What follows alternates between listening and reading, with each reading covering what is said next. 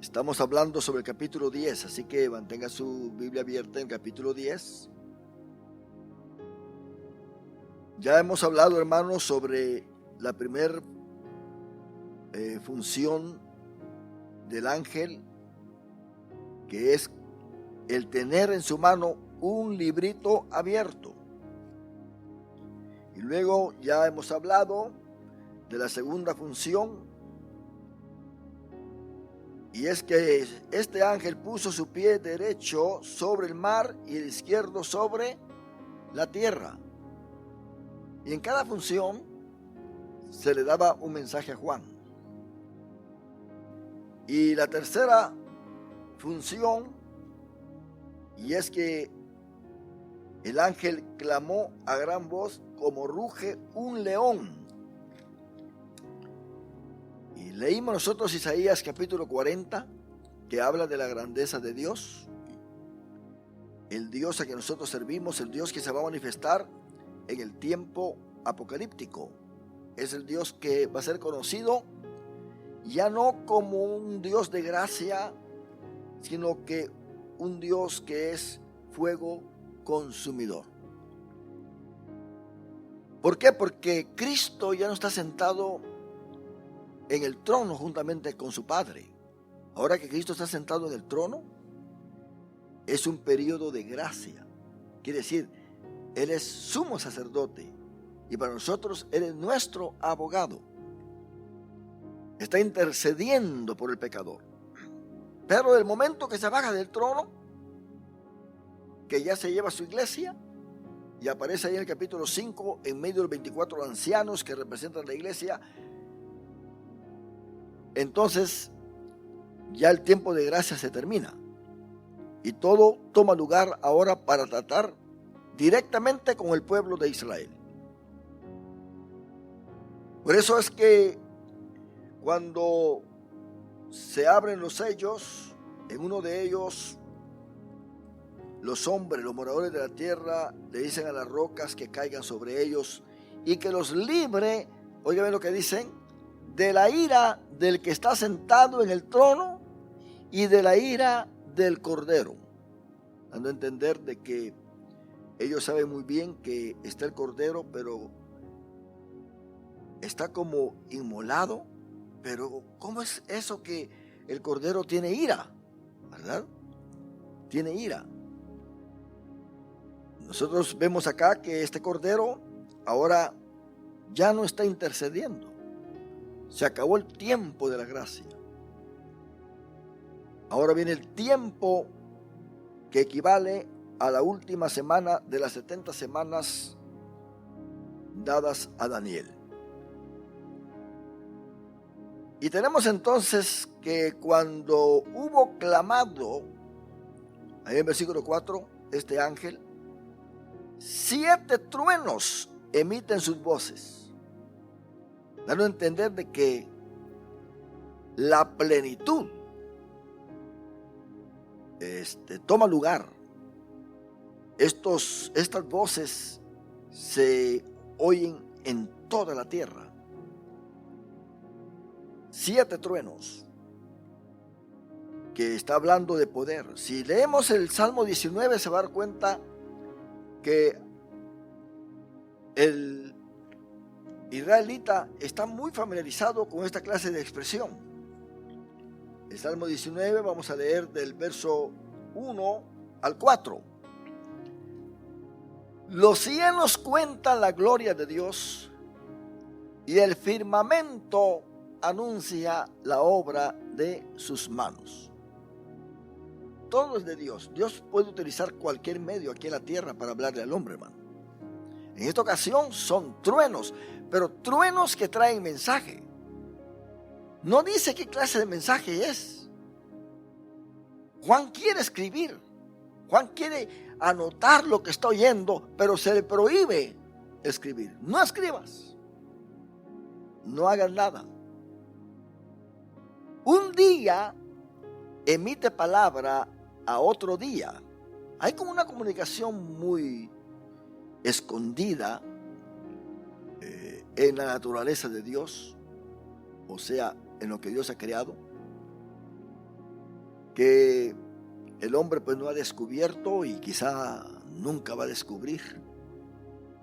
Pero en Apocalipsis nosotros vemos y leemos que hay reacciones a la presencia de Dios, como pasó allá en el Sinaí, que los israelitas dijeron: ahí no queremos estar. Vete tú, Moisés, y después nos dices lo que Dios quiere que nosotros hagamos. Pero un día emite palabra a otro día, y una noche a otra noche declara sabiduría. No hay lenguaje, ¿se da cuenta? Ni palabras, ni es oída su voz. Nosotros tenemos, o hay una palabra en el griego donde se quiere decir que hay alguien que puede captar una voz que está dentro de la voz, dando a entender: ahora mismo ustedes están oyendo. Esto puede trabajar en ustedes ahora mismo que me están escuchando. Se llama rema. Rema. Que mientras yo le estoy hablando a ustedes, el rema puede estar trabajando. De tal manera que con 2 o 3 palabras que ustedes me escuchen, se puede expandir en ustedes, dentro de su espíritu, un mensaje más significativo y entender algún punto que quizá ustedes leyeron en la Biblia y que al escuchar esta palabra que yo dije, estas 2 o 3 palabras, se les abre el entendimiento. Y eso produce gozo, porque ahora ustedes han amplificado lo que es el entendimiento de la palabra del Señor. Eso fue lo que dijo Jesús: Padre, yo les he dado tu palabra. En otras palabras, tú enviaste esta palabra, el Logos, y por eso el mundo los aborrece. En otras palabras, yo soy la palabra y me han recibido, han creído en mí, y el mundo los aborrece. Pero luego dice: pero ellos están limpios por las palabras. Entonces, palabra y palabra es muy diferente. Palabra es Cristo, Logos, la palabra. Pero ellos han recibido el rema, y debido a ese rema es que están limpios. Cuando Pablo le dice a los efesios que tomen la espada del Espíritu, que es la palabra de Dios, no les dice: tomen la espada del Espíritu, que es el Logos. Les dice: tomen la espada del Espíritu, que es el rema. El rema, el entendimiento de lo que se ha leído en la Biblia. Porque hay muchos que saben la Biblia de memoria, usted, pero no hay rema en ellos. No hay un entendimiento, una iluminación. Recuerde que nosotros trabajamos o estamos dentro de la esfera de la iluminación. Lo que es la revelación y lo que es la inspiración ya pasó. Usted no va a poder decir: hermano, Dios me ha revelado en su palabra. No, la palabra está revelada. Ni tampoco decir: me ha inspirado. No. Usted dice: Dios me ha iluminado. ¿Se da cuenta? Porque la revelación viene del cielo, ¿a dónde? Al corazón. Y la inspiración va del corazón, ¿a dónde? Al papel, ¿verdad que sí? Al papel. Y la iluminación va ¿de dónde a dónde? Del papel al corazón otra vez. Qué tremendo, ¿verdad? Aprendiendo eso que uno está leyendo, el entender la Biblia. Usted sabe que Cristo, después de haber resucitado, exhortó a aquellos que iban de camino a Emaús. los exhortó porque no entendían las escrituras. Y luego después abrió el entendimiento de sus apóstoles para que entendieran también las escrituras. Les abrió el entendimiento. Y aún así todavía, Pedro pensaba que solamente los israelitas podían recibir el Espíritu Santo. Y toda la iglesia de Jerusalén, eso es lo que pensaban, que solamente los israelitas podían recibir el Espíritu Santo. Y en el capítulo 11 de Hechos, Pedro dice, entonces entendí, ¿se da cuenta? Lo que nos había dicho nuestro Señor Jesucristo, hablando de que iban a recibir el Espíritu Santo. Él no había entendido eso todavía. Y no había entendido esto y mucho más hasta que se le reveló al apóstol Pablo cosas que el mismo Pedro dice que son difíciles de entender. Qué tremendo eso. Ese es el rema, hermano. Cuando usted tiene el rema, usted entiende bien la palabra del Señor y sabe muy bien la posición que debe tener ante Dios, porque está entendiendo lo que está leyendo. A Dios le interesa mucho que nosotros entendamos lo que leamos o leemos en la Biblia. Mire el etíope. Desde el cielo Dios lo vio que iba leyendo Isaías 53, pero no entendía nada. ¿Verdad que sí? Nada. ¿Y qué hizo el Espíritu Santo? Le dijo a Felipe que se fuera al desierto para encontrarse con el etíope. ¿Y cuál fue la primera pregunta que le hizo Felipe al etíope? ¿Entiendes lo que lees? ¿Se da cuenta? ¿Entiendes lo que lees? Cuando el Espíritu Santo, hermano, no nos enseña, no es nuestro maestro, es ahí, hermano, donde se levantan sectas, líderes torcidos. Y como también el otro pueblo no entiende nada, pues piensa que está bien. Porque ahora pues hay unas enseñanzas bárbaras que están saliendo ahí, que el Espíritu Santo es la madre de todos nosotros, dice. Qué tremendo eso. Y que Cristo, cuando llegó a los infiernos, se estaba quemando, dice. Se estaba quemando. Él se quemó por nosotros. O sea, ¿de dónde sacan esas cosas? Y todos, la gente que lo está oyendo, hasta llorando están algunos, ¿eh? Qué terrible eso, ¿eh? Hasta llorando. Por eso usted no le diga amén a cualquier cosa. No, que pobrecito, que no está oyendo amén, y yo voy a decir amén para que no se sienta mal. No, nada de eso. El amén es para que usted alabe a Dios y confirme que lo que se está diciendo de acá es de acuerdo a la Biblia. No le está diciendo amén y amén y amén y amén. Tenemos nosotros que entender que tenemos que tener rema. ¿Verdad que sí? Tenemos que tener rema. Entonces, acá está una voz que está dentro de la voz, hermano. Y así es como el Espíritu Santo trabaja. Muchas veces estoy escuchando un mensaje o una enseñanza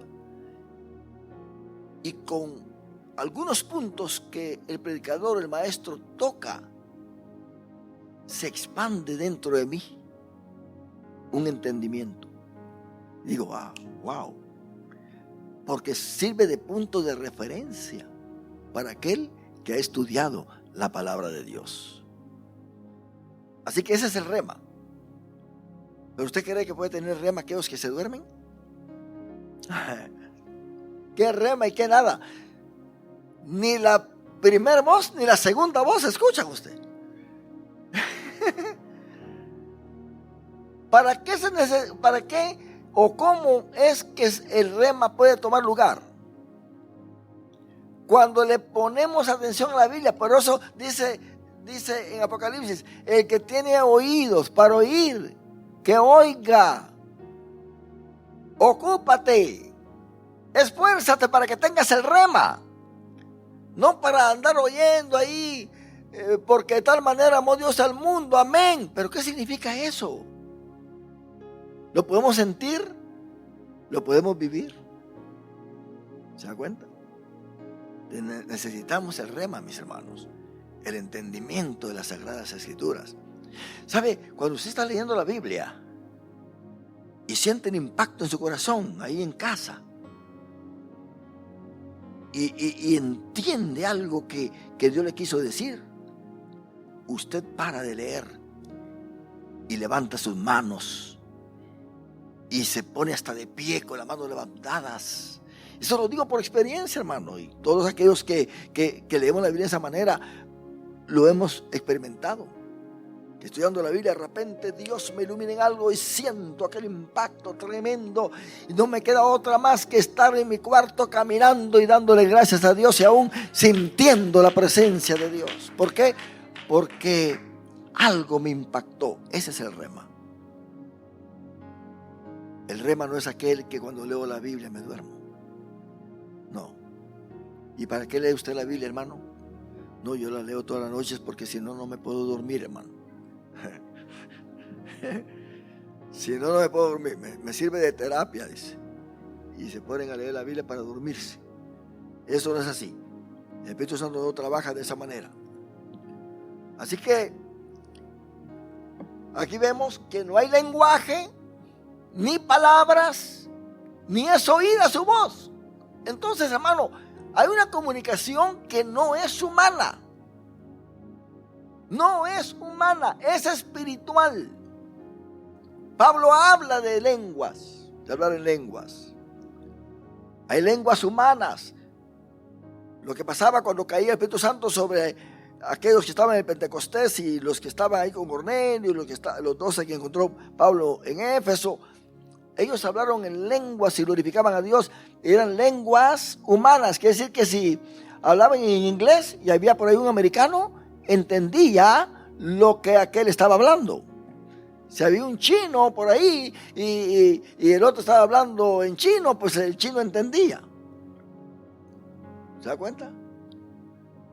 Allá en la capital de Guatemala se cuenta un testimonio de una hermana que fue bautizada con el Espíritu Santo.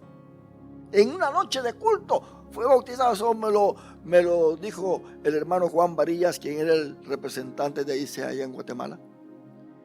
Y en una noche se derramó el Espíritu Santo y bautizó a una de las hermanas que estaban en el altar, que le estaba pidiendo a Dios ya días y sin cesar que la bautizara con el Espíritu Santo. Y estando en el altar, cayó sobre ella el poder de Dios y ella pues ni el español podía hablar bien.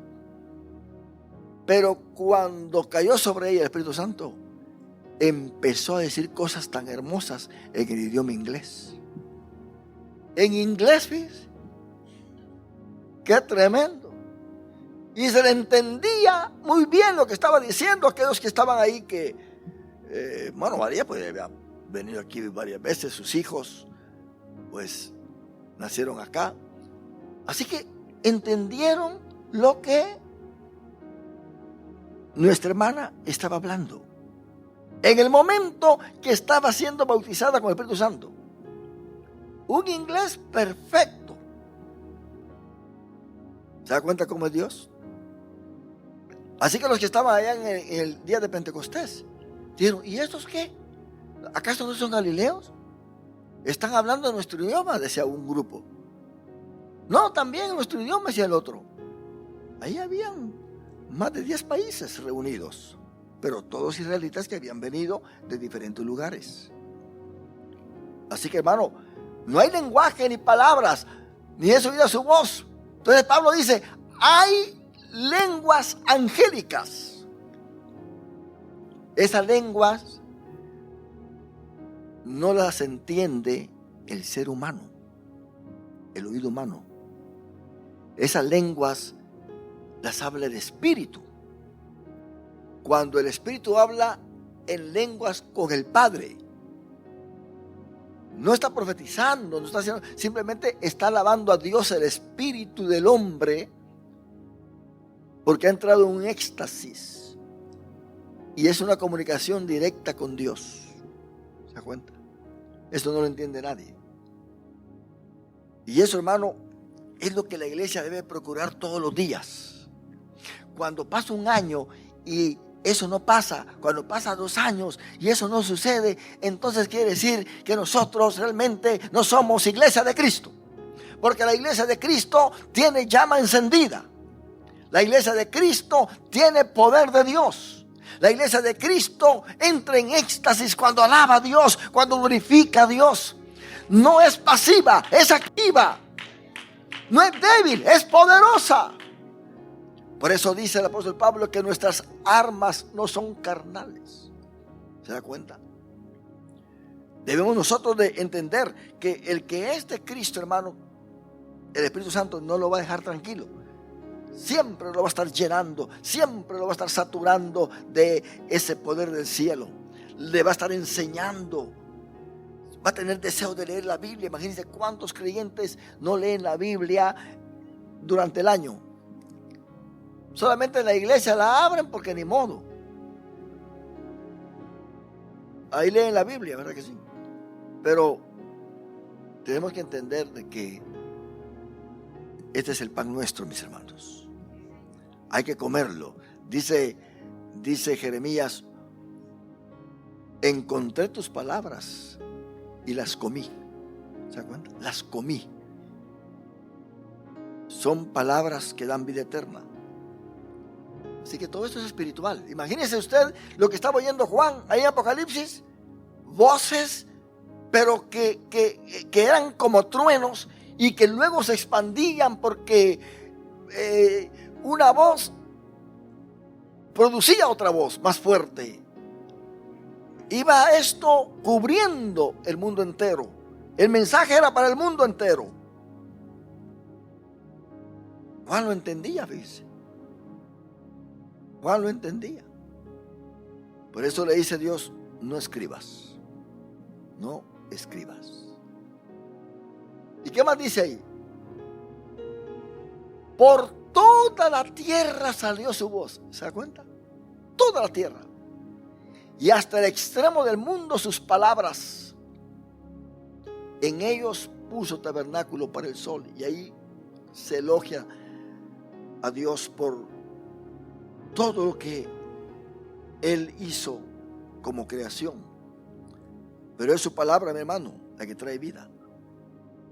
Veamos la sección A del verso que está en el Salmo 42:7.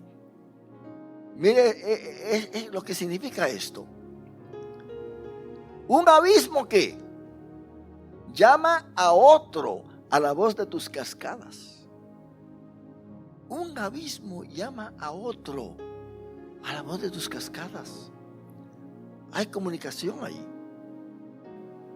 Imagínense cuando uno contempla las aves. Ellos se comunican muy bien. ¿Qué forma de comunicación tienen estas aves? Aún hasta las hormiguitas. Una inteligencia bárbara.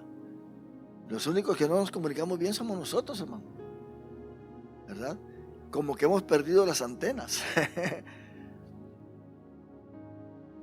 Qué hermoso esto. Pero oiga bien, la iglesia tiene que entender que cuando recibe palabra de Dios, no es una palabra débil, es una palabra poderosa, que cambia, que transforma, que regenera. Por eso la palabra de Dios en la Biblia se conoce como agua. Pablo dice que somos lavados con esa palabra, porque nos limpia esa palabra. Si nosotros, hermano, no tenemos el efecto de la palabra en nosotros, en nuestras vidas, no vamos a cambiar, es por demás. Vamos a hacer los mismitos del año pasado. No va a haber un cambio.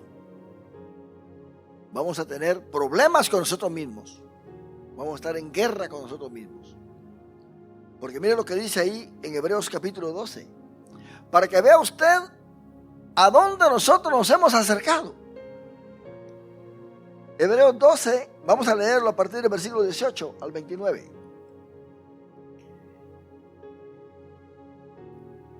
Hebreos está dando aquí una exhortación para que le pongamos atención a la voz de Dios. Porque no os habéis acercado al monte que se podía palpar, hablando de Sinaí, y que ardía en fuego. Miren lo que vieron los israelitas cuando llegaron al Sinaí. Les dijo Dios a Moisés: dile al pueblo que se santifiquen por 3 días. Los hombres que no toquen mujer, que no vayan a hacer algo que los contamine, y ellos ya sabían, y bueno, para que se acerquen. Porque no os habéis acercado al monte que se podía palpar, que ardía en fuego. Yo no sé cómo Moisés sobrevivió usted. A la oscuridad. Un monte que ardía en fuego, pero que también había oscuridad. A las tinieblas y a la tempestad. No nos hemos acercado a ese monte donde todo se ve físicamente. ¿Qué más dice? No os habéis acercado al sonido de la trompeta que alguien toca por allá, y a la voz que hablaba, la cual los que la oyeron rogaron que no se les hablase más. Cuando Dios hablaba eran truenos. Entonces ese pueblo empezó a temblar. No queremos oír esa voz. Nos da miedo, nos desmayamos. Mejor dile a Dios que te hable a ti y tú nos hablas a nosotros. Hermano, yo he escuchado oraciones en el altar de hermanos que están: háblame, Señor, quiero oír tu voz. Usted sabe que la voz de Dios son truenos. Eso no trabaja de esa manera. Quiero oír tu voz. Pues aquí está la voz de Dios, hermano. Mire, en cada página está impregnada la voz de Dios, para que no nos asustemos. Para que no nos asustemos. Usted sabe que el Salmo 19 está hablando del mensaje que el hombre recibía a través de la creación de Dios. ¿Ha podido usted discernir que el Salmo 19 tiene 2 clases de comunicación? ¿Quiere que volvamos para que sepa lo que estamos diciendo? Hagamos una pausa acá, pero vamos de regreso al Salmo 19 y se va a dar cuenta que hay 2 formas de comunicación. La primera, no hay palabras, no se escucha la voz, hay que tener discernimiento para interpretar. No hay lenguaje ni palabra, ni es oída su voz. Y ahora sigue diciendo: por toda la tierra salió su voz y hasta el extremo del mundo sus palabras. En ellos puso tabernáculo para el sol. Y como esposo que está en su tálamo, se alegra cual gigante para correr el camino, así como el sol está recorriendo el cielo. Así se ve, ¿verdad? De un extremo los cielos en su salida y su curso hasta el término de ellos. Y nada hay que se esconda de su calor. Por eso es que Romanos dice que no tienen excusa estos hombres, porque Dios, a través de lo visible, ¿verdad?, se comunica con el hombre. Su amor, su eterno poder, su bondad, lo hace manifiesto a través de las cosas visibles. Entonces el hombre, no había Biblia acá, no había nada. El hombre por eso acudía, malinterpretando a Dios, a adorar al sol, a la luna, a las estrellas, y cuánta mitología surgió, porque no había Biblia. Por eso la creación de Dios era en sí el estudio de los hombres para conocer la voluntad de Dios. Ahora cambia la forma de comunicación. Ya Dios quiere acercarse más al hombre. Ve el verso 7. Ahora el salmista ya no está hablando del sol, ya no está hablando de aquello donde no hay palabra, donde no hay lenguaje, donde no hay voz. Mire lo que dice: la ley de Jehová es perfecta. Ahora está hablando de lo que se dio en el Sinaí. en medio de relámpagos, de truenos. La ley de Jehová es perfecta, que convierte el alma. El testimonio de Jehová es fiel, que hace sabio ¿a quién? Al sencillo. Está hablando de lo escrito ahora. Ahora no hay que mirar el sol, no, ahora tenemos la palabra de Dios.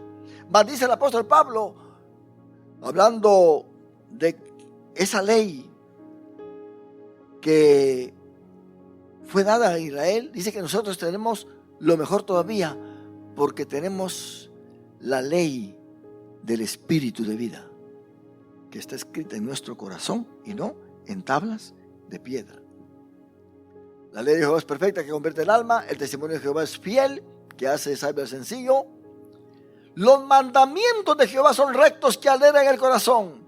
El precepto de Jehová es puro, que alumbra los ojos. Esto es iluminación, eso es entender, eso es el rema. El temor de Jehová es limpio, que permanece para siempre. Los juicios de Jehová son verdad, todos justos. ¿Qué más dice? Deseables son más que el oro. ¿Cuánto deseamos la palabra del Señor, hermano?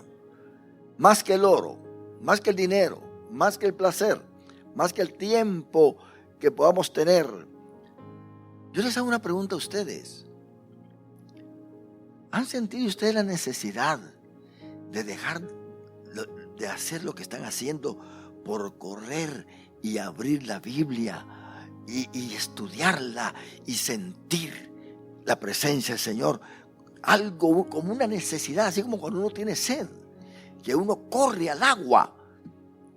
Por eso el salmista dijo: así como el siervo brama por las corrientes de las aguas, así clama por ti, oh Dios, el alma mía. Mi alma tiene sed. ¿Sed de qué? Sed de Dios. Eso es caminar y estar en el Espíritu, hermano. Deseables son más que el oro, y más que mucho oro afinado, y dulces más que miel, y que la que destila del panal. Hay que saborear esto. Por eso, hermano, hay muchos que se meten como en un convento, quizás no físicamente, aunque muchos lo hacen, pero se meten en un convento imaginario donde quieren tener más contacto con la Biblia, más contacto con Dios que contacto con lo que está a su alrededor. Le dan más tiempo al estudio de la Biblia, le dan más tiempo a la oración, más tiempo al caminar con Dios, porque sienten que la palabra del Señor es dulce, que sin ella no pueden vivir. Pero mire, tu siervo es además amonestado con ellos. En guardarlos hay grande galardón. ¿Quién podrá entender sus propios errores? Díganme ustedes, ¿quién podrá entender nuestros propios errores? Ni nosotros mismos los podemos entender. Ni nosotros mismos. Porque todo camino le parece derecho al hombre. No, yo tengo la razón, yo estoy bien, a esta que le interesa, y se está metiendo en lo que no le interesa. Déjeme vivir mi vida. Yo sí soy feliz. ¿Qué? Por eso dice la Biblia: no seas sabio en tu propia ¿qué? Opinión. ¿Quién podrá entender sus propios errores? Líbrame de los que me son ocultos. ¿Cómo Dios nos va a librar de esos errores? ¿A través de qué? Del rema. ¿Se da cuenta? A través del rema. Porque el rema produce gozo, fortaleza para adorar al Señor. ¿Qué más dice? Preserva también a tus siervos de las soberbias. Mire lo que hace la ley de Jehová. Que no se enseñoreen de mí. El que es soberbio, cuando lee la Biblia, se va poniendo mansito, miren. Sin él hacer un esfuerzo. Ay, yo quiero cambiar, pero ¿qué hago? Yo hago lo posible de no ir allá. Yo hago lo posible de no agarrar la cerveza. Yo hago lo posible de no agarrar el licor. Yo hago lo posible de ir con las mujeres. No, eso no trabaja de esa manera. Haz lo posible de leer la Biblia. Métete ahí. Y vas a ver que la misma palabra de Dios te va a lavar, te va a cambiar, te va a saturar. Esto es lo que Dios anda pidiendo. Entonces, ¿qué? Seré íntegro y estaré limpio de gran rebelión. El último verso. Sean gratos los dichos de mi boca y la meditación de mi corazón delante de ti, oh Jehová, roca mía y redentor mío. Sigamos leyendo ahora Hebreos 12, porque aquí hay algo, hermano, que nosotros tenemos que entender. ¿A dónde nosotros nos hemos acercado? No nos hemos acercado a todo eso, ni al sonido de la trompeta, ni a la voz que hablaba, la cual los que la oyeron rogaron que no se les hablase más, porque no podían soportar lo que se ordenaba. Si aún una bestia tocara el monte, será apedreada o pasada con dardo. Y tan terrible era lo que se veía, que el mismo Moisés dijo: estoy espantado y temblando. El mismo Moisés estaba temblando. ¿Cuánto más aquellos usted? Terrible eso.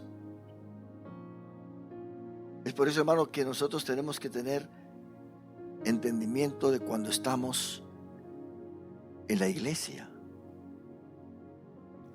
El Espíritu Santo se contrista tremendamente en muchas congregaciones, porque la iglesia no se usa ya para alabar al Señor, sino para otras cosas. El cristiano ya no se identifica con su Biblia. Mire, antes no daba vergüenza ir caminando por las calles en nuestros pueblos. Toda la gente nos veía pasar a la iglesia. Y cuando no pasábamos, no íbamos al culto, los impíos se daban cuenta. Anoche usted no fue a la iglesia, ¿verdad? ¿Y por qué? No lo vi pasar. Ya sabían a qué horas yo pasaba para la iglesia. ¿Se da cuenta? Porque iba con mi Biblia. Ellos sabían que iba a la iglesia. Pero si yo paso con el celular, que voy para la iglesia. Hoy han cambiado la Biblia por el celular usted. El celular, yo no puedo ocupar el celular para estar en la iglesia. Yo ocupo la palabra del Señor esta. Porque este es el libro que Dios nos ha dado. Aquí en el celular no solamente está la Biblia. Aquí hay otras cosas pecaminosas que aparecen por ahí. Aquí hay de todo. Pero aquí, esto es santo, todo. Desde Génesis hasta Apocalipsis. Es una dedicación íntegra para Dios. Han dejado la Biblia. Ciertamente nosotros leemos ahí en la pantalla, pero cada uno de ustedes trae su Biblia. Porque necesitamos avanzar y por eso lo hacemos. Porque hay quienes todavía están empezando y les cuesta encontrar los pasajes. Pero aquí dice, sino que os habéis acercado al monte de Sión. Mira dónde nos hemos acercado nosotros. Al monte de Sión. A la ciudad del Dios vivo.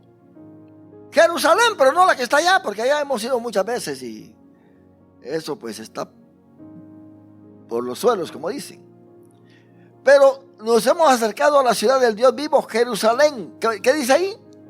La celestial. Y mira a lo que nos hemos acercado, a la compañía de muchos millares de ángeles. Por eso, hermano, que nosotros estamos protegidos. Porque dice Pablo que somos espectáculos a los ángeles del cielo. A la compañía de muchos millares de ángeles nos hemos acercado.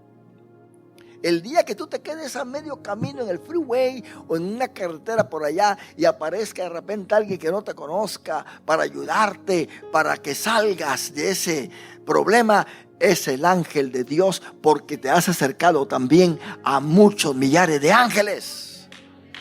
El día que vayas con una entrevista con el doctor, con alguien, y te acepten en algo y te hagan el favor, es porque Dios está interviniendo, porque estamos ahí, hermano, en el monte de Sión. Estamos en la ciudad del Dios vivo. Estamos en la Jerusalén, la celestial. Y estamos con la compañía de muchos millares de ángeles. Eso es lo que nos distingue a nosotros, mis hermanos. Y tenemos nosotros ejemplo en la Biblia.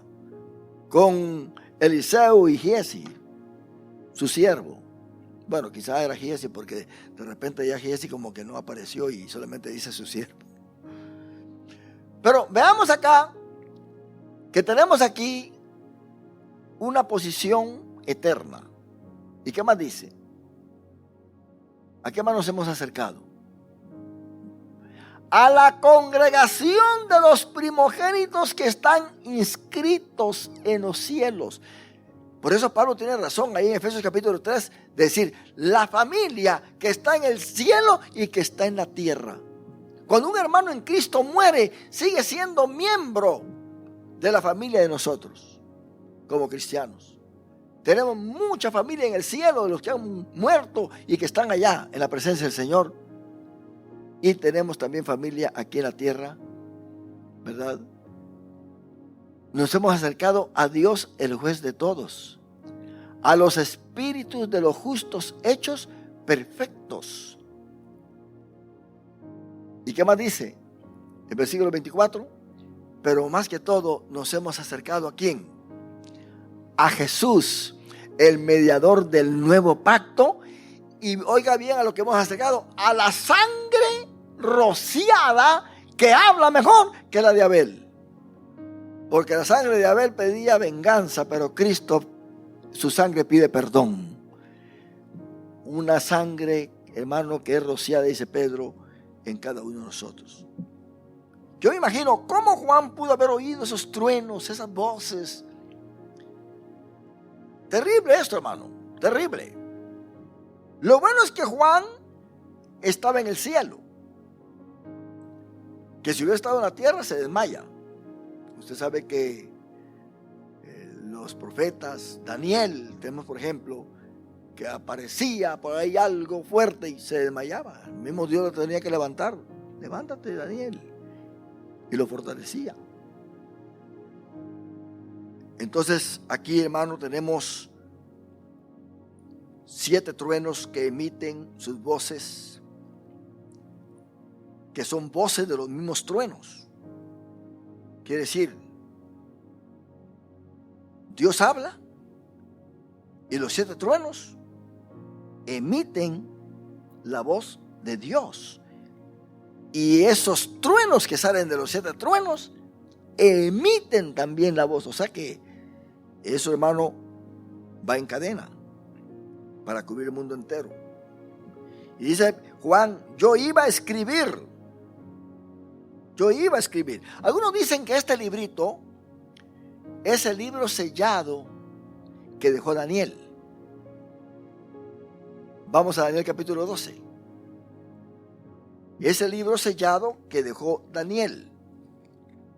Nosotros ya estudiamos Daniel, pero vamos a ir de regreso al capítulo 12 para que tengamos una idea de cuál podría haber sido este librito, porque este librito ya tenía todo, solamente que se le está revelando a Juan de una forma actuada.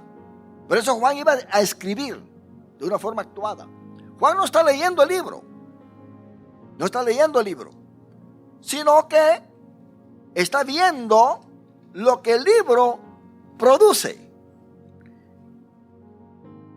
Leamos con cuidado el capítulo 12 de Daniel. En aquel tiempo, ¿qué tiempo?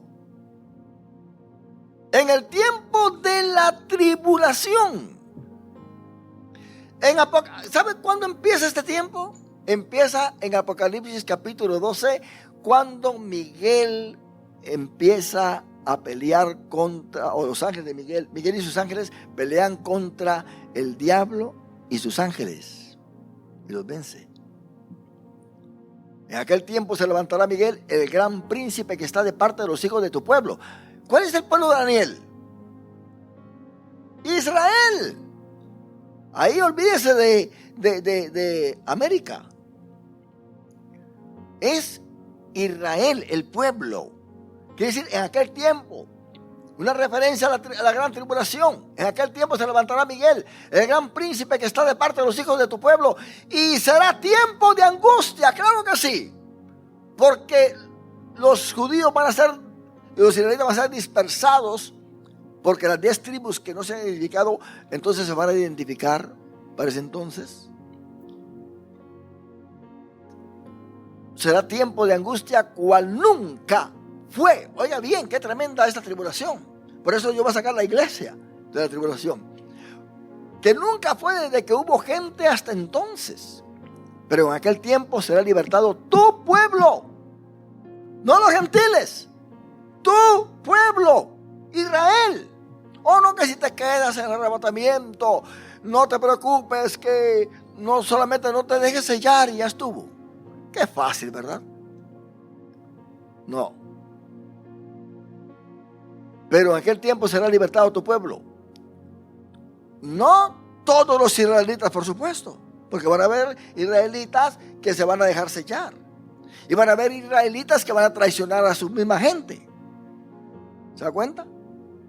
Pero, ¿quiénes son los que van a ser libertados dentro del pueblo de Israel? Dice Romanos capítulo 12, versículo 26 y 27, que después de que el 25 dice que después de que se cumpla la plenitud de los gentiles, el rapto de la iglesia, entonces todo Israel será salvo. Como nación, no quiere decir que todos los israelitas. Alguien me dijo, hermano, yo que pensaba que los israelitas iban al cielo simplemente por ser israelitas. No. Tienen que creer en Cristo Jesús como el Mesías y como su Salvador. Dice, todos los que se hallen escritos en el libro. ¿Se da cuenta? Se hallen escritos en el libro. ¿Qué libro será este, hermano? Caballero, ¿qué libro será este? ¿Qué libro es? Todo aquel que no se haya escrito en el libro de la vida, ¿qué fue? Fue lanzado al lago de fuego. ¿Se da cuenta? Bueno, hay una pregunta. ¿Cuándo es que el nombre aparece en el libro de la vida? Cuando aceptamos a Jesucristo, porque usted sabe qué dice, ¿verdad? Acepta a Jesucristo para que tu nombre sea escrito en el libro de la vida. ¿O será que nuestro nombre está escrito en el libro de la vida del momento que nacemos, que Dios forma el espíritu?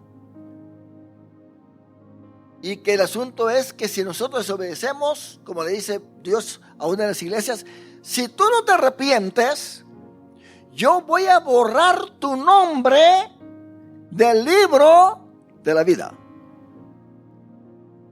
Quiere decir que todo aquel que está escrito en el libro de la vida tiene la oportunidad de ser salvo.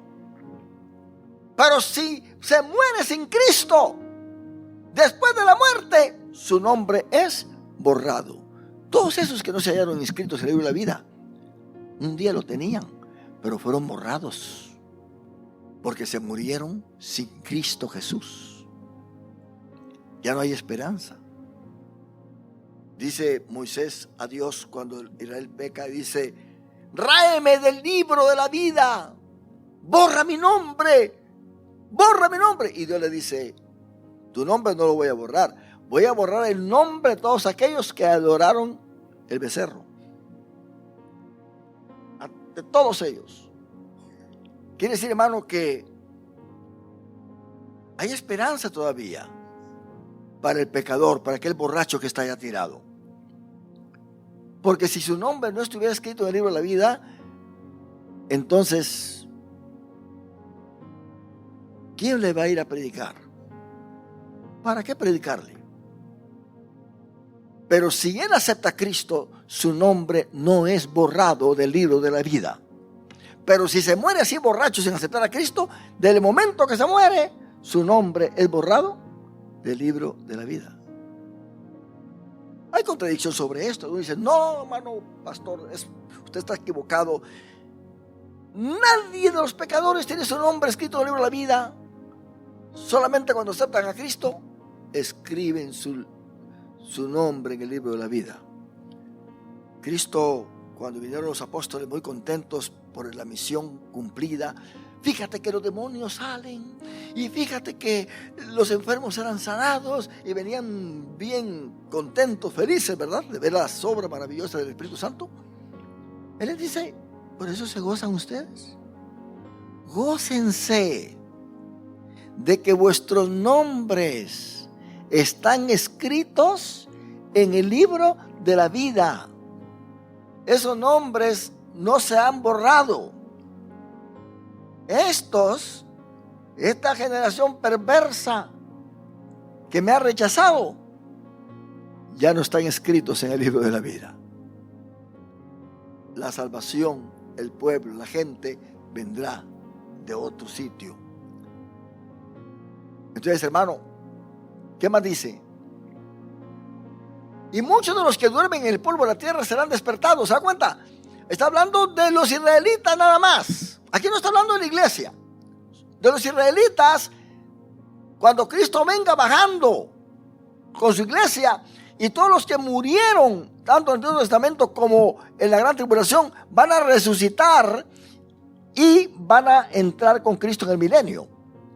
Y muchos de los que duermen en el polvo de la tierra serán despertados, unos para vida eterna y otros para vergüenza y confusión perpetua. Van a ser todos israelitas, pero no todos van a ser salvos por ser israelitas. Cristo dijo: vendrá la hora en que los que están en los sepulcros oirán mi voz. Unos se levantarán para vida eterna y otros para condenación. Y está hablando de los judíos, se lo está diciendo a ellos. Sigue diciendo esto: los entendidos. ¿Se da cuenta? El rema, hermano. El rema.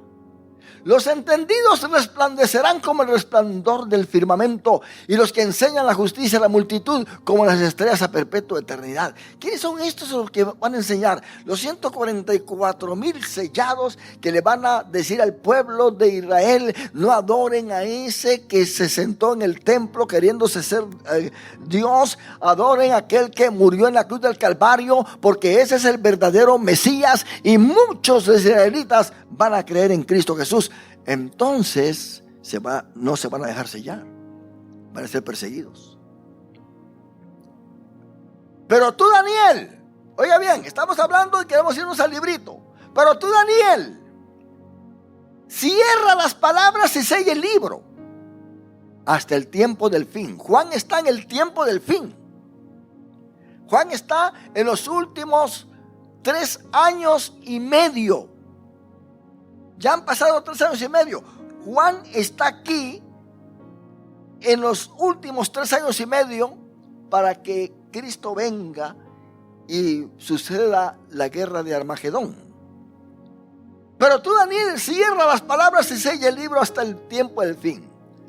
Muchos correrán de aquí para allá y la ciencia aumentará.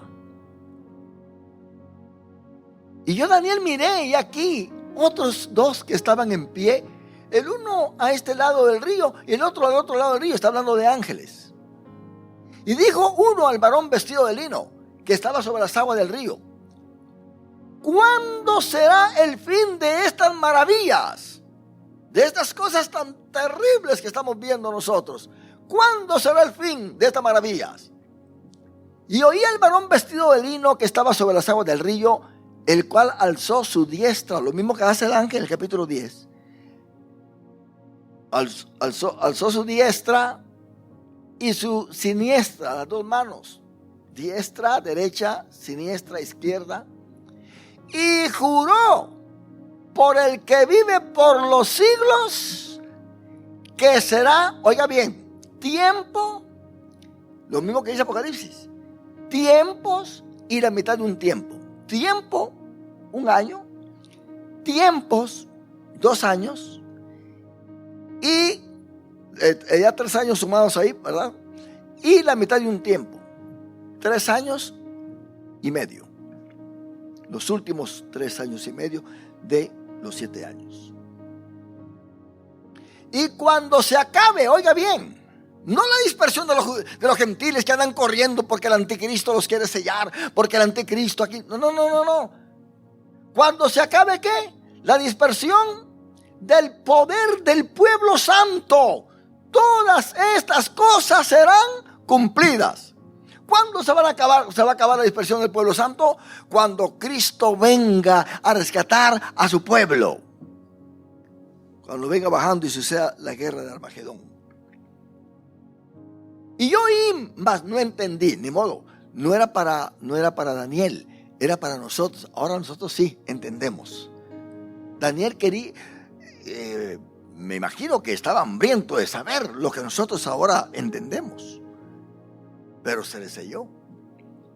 Y yo oí, mas no entendí, y dije: Señor mío, ¿cuál será el fin de estas cosas? Y él respondió: anda, Daniel, pues estas palabras están cerradas y selladas hasta el tiempo del fin. Pero se pregunta, ese librito que está ahí sellado, ¿será el librito que Juan vio que iba a traer las cosas del tiempo del fin? Porque ¿qué más iba a pasar sino lo que estaba sellado? Lo que le dijo Dios, que esas cosas eran para el tiempo del fin. Y se le dio eso a Juan. ¿Quién era el que iba a agarrar ese libro? El que iba a ver ese libro. Y el que iba a ver las escenas que ese libro tenía. El mismo Juan. ¿Y qué más dice? Versículo 10. Hablando de los israelitas. La iglesia está en el cielo, ¿sabe?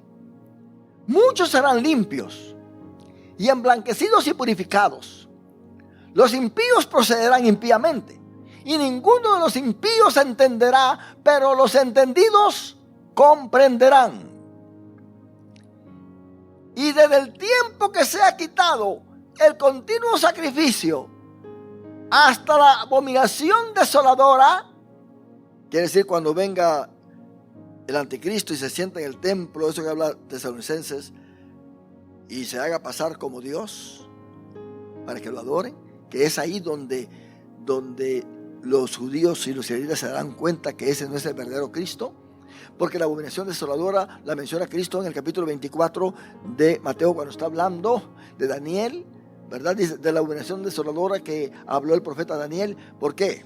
Porque Antíoco Epífanes invadió Jerusalén, mató casi a todos los judíos y puso ahí en el templo al dios Zeus, y además mató una cerda y hizo un caldo con ella y lo regó en todo el cuerpo del templo, y también la sangre de la cerda la regó en todo el cuerpo, que era una abominación terrible.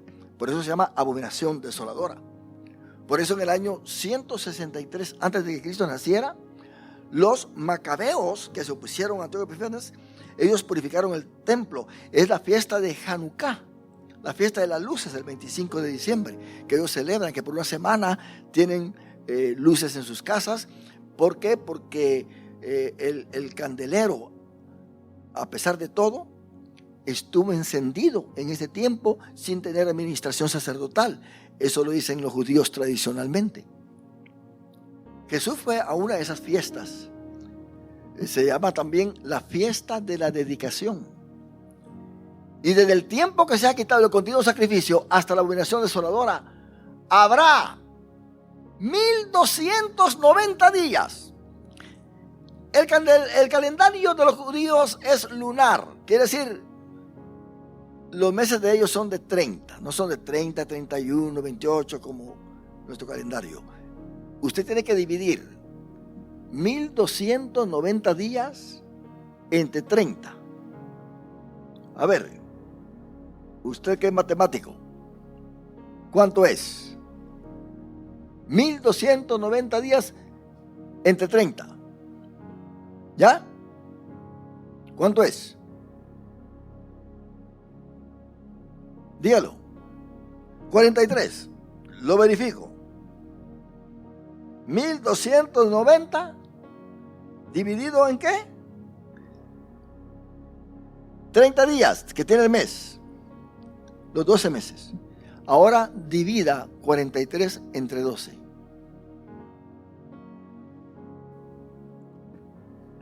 Son 3 años y medio, ¿verdad? Pero oiga bien lo que pasa acá. Esos 3 años y medio son solamente los últimos 3 años y medio para cumplir exactamente las 70 semanas de Daniel, porque 69 ya se cumplieron.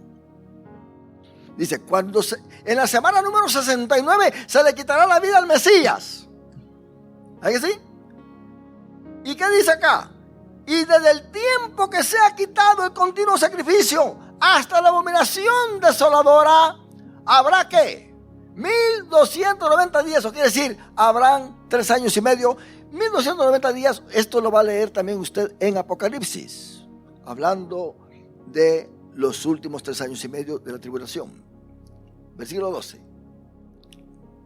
Bienaventurado el que espere, es para el pueblo de Israel, y llegue a 1335 días. ¿Cuántos meses hay en 1335? 44.5. O sea, 1335 dividido entre 30. De 30. Y luego lo divide entre 12. Y usted se va a dar cuenta que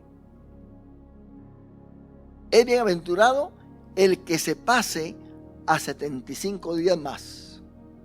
Quiere decir, se cumplen los 3 años y medio, viene Cristo en la guerra de Armagedón, está la batalla, hay cadáveres por donde quiera.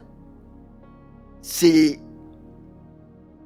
alguien está vivo, es bienaventurado, porque habrán 75 días. Los teólogos tienen una polémica sobre eso.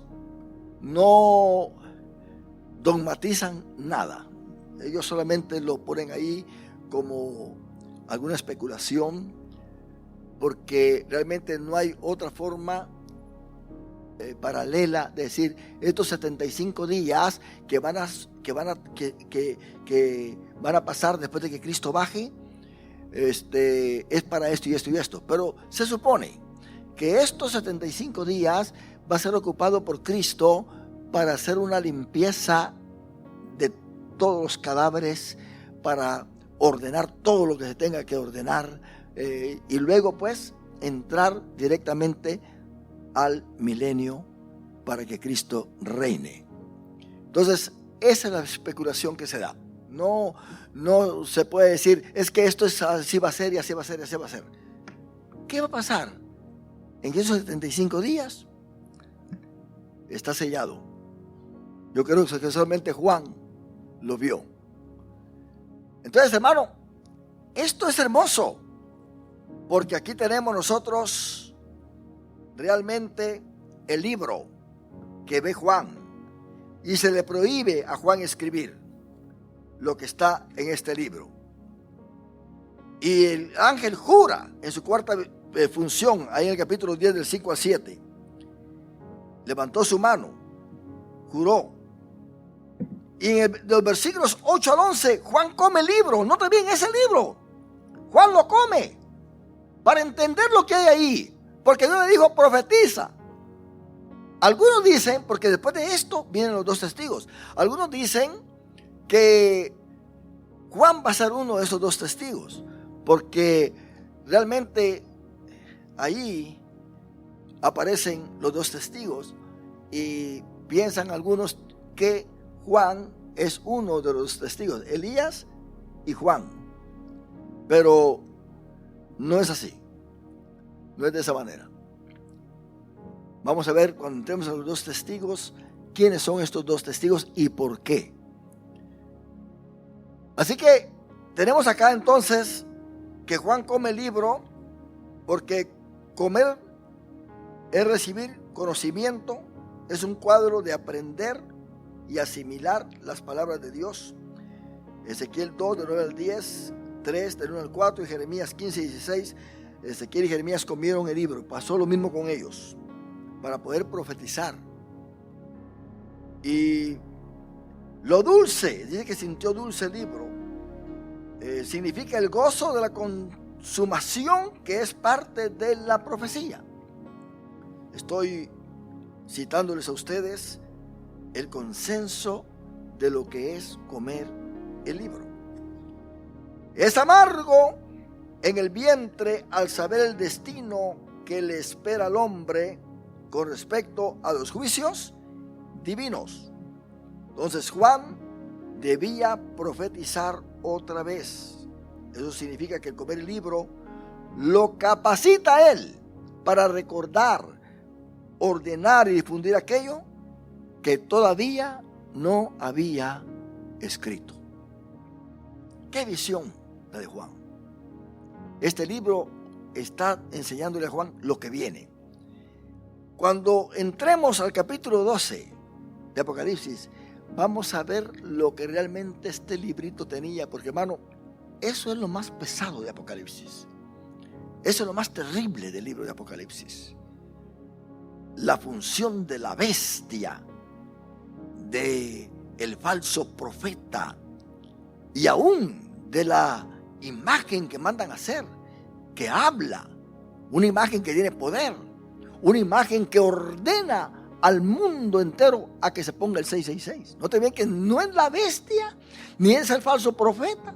Esta imagen ordena al mundo entero que adoren a la bestia y que también se ponga en todos los hombres la marca de la bestia. Terrible esto. Vamos a estar estudiando eso para que vea que ya estamos realmente en el tiempo del fin. ¿Cuántos decimos aleluya, mis hermanos? Damos gracias a Dios por esta palabra. Les invito a ponerse de pie.